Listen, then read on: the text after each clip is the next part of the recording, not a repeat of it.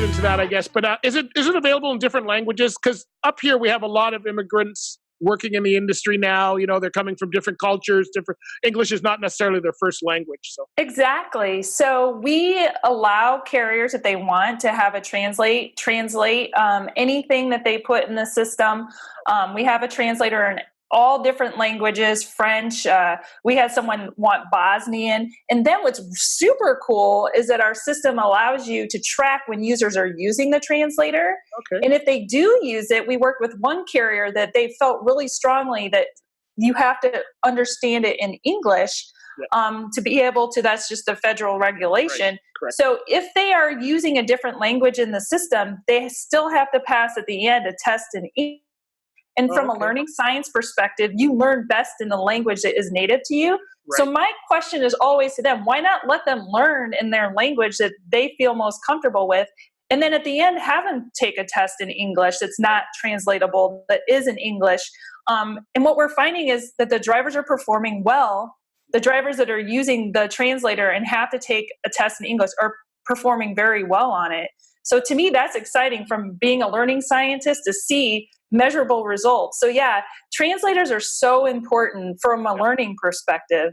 Although some carriers don't feel that way, it really does help a learner. Yeah. Now, what from a carrier standpoint, and my wife is a translator, only for not voice, but she does English French here for Quebec, because Quebec is French. Yeah. And she's from French, so she does that for companies, for websites, that kind of thing. Yeah. But often the people who are hiring her do not speak French or do not speak that language.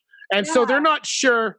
And I would worry about this too in some languages, whether they're translating it properly and really, are they putting in stuff that I don't know, or, any of that kind of stuff? Do you come across that issue at all? Yeah. So the languages that are in our system, we vet and we have go through, and we have real-time rating system and analytics that at any point somebody can leave feedback if there's something that's not translated exactly, because we know there's different dialects too. Yep. So in terms of different dialects, so we can go in real time and make adjustments. So that's really important.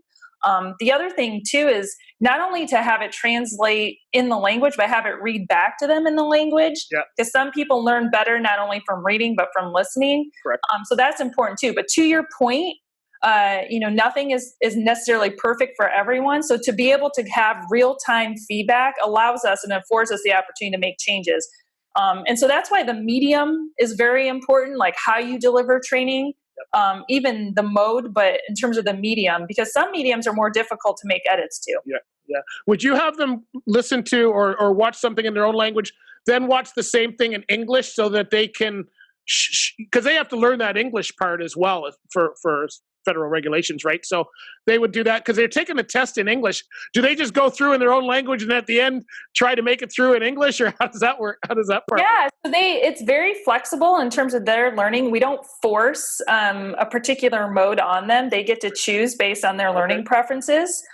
So if they want to watch it in English, they can translate it. It's an instant toggle back and forth if they want to toggle back to English. But at the end of the day, if the carrier has a requirement that they have to do so much in English or do a final test in English, and that is mandated.